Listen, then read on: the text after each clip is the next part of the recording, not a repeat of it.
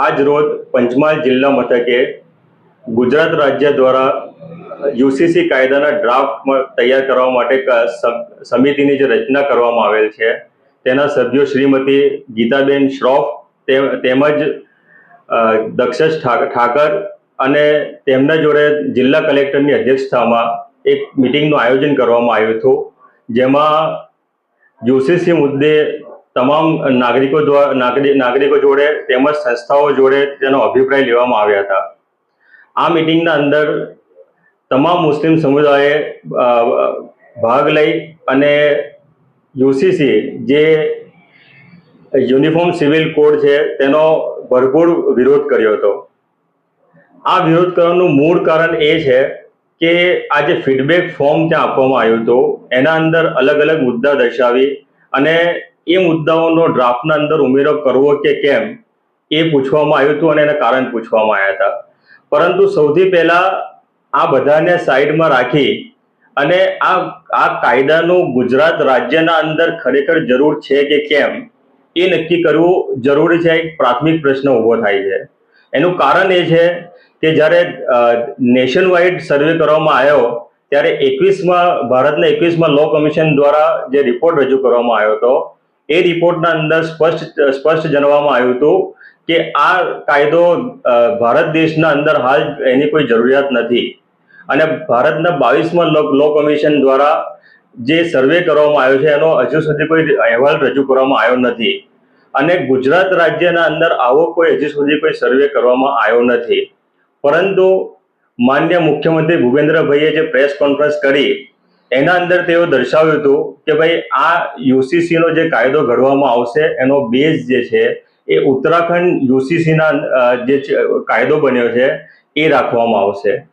હવે હાલની પરિસ્થિતિ જોઈએ તો યુસીસી કાયદાના ઓપ્શનમાં હાલ જે હમણાં વર્તમાન કાયદાઓ છે એ ભારતનો જે વિવિધ ધર્મોનો ભારતના અંદર જે વિવિધ ધર્મના લોકો રહે છે એ પ્રમાણે જ્યારે મૂળ બંધારણ બનાવવામાં આવ્યું તે વખતે Hindu personal law, Muslim personal law, Christian personal law અને પારસી પર્સનલ લો એ રીતના પોતાના ધર્મના અનુસાર એમની જે રીતો રિવાજ છે એ પ્રમાણે કાયદા બનાવવામાં આવેલા.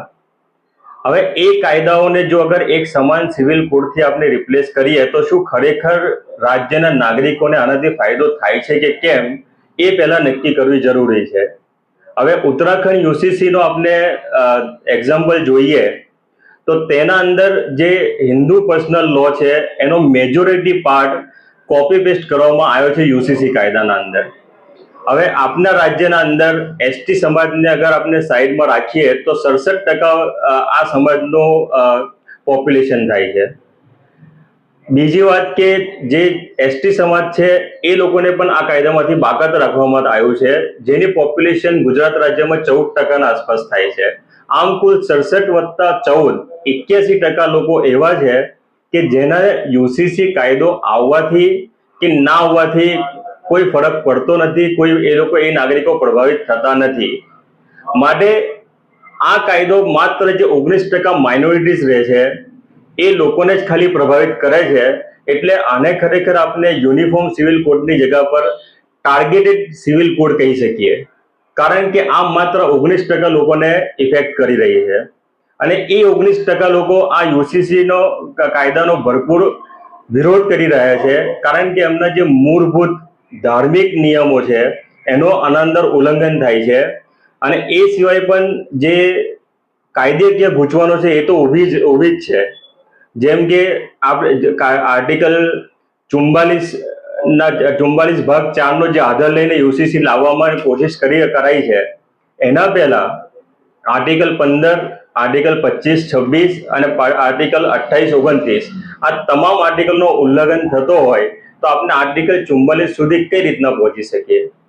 બીજી વાત કે જે આર્ટિકલ 44ના ભાગ 4ના અંદર જે રીતે યુસીસીને ભવિષ્યના અંદર જરૂર પડે એની ઓપન વિન્ડો રાખવામાં આવી છે, એના અંદર સ્પેસિફિક જણાવવામાં આવ્યું છે કે આ કાયદો જ્યારે બી અમલમાં લાવવામાં આવશે તો એ મરજિયાત હશે, ફરજિયાત નહીં હોય.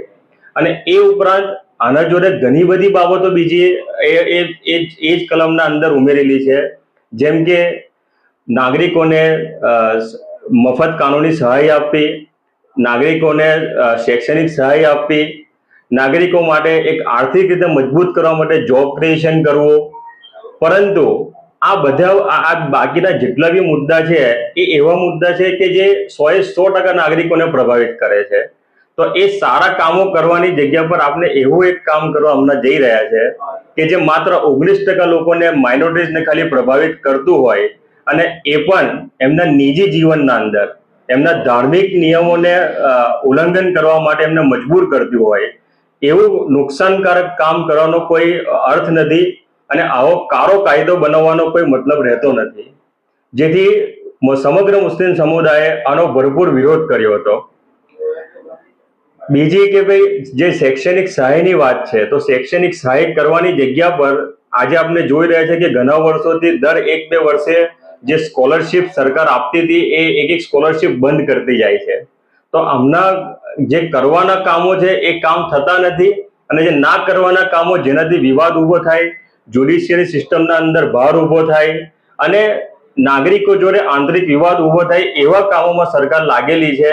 એ એક ખોટી દિશામાં જઈ રહી છે. એના કરતા એ દિશા બદલી અને નાગરિકોને ફાયદો થતો હોય, એક અમન કાયમ થાય એવા કામ કરવા જોઈએ અને લોકોને ફાયદો પહોંચે એવા કામ કરવા જોઈએ, એવી મુસ્લિમ સમુદાયની રજૂઆત છે અમારી. શું નામ તમારું? અનસ.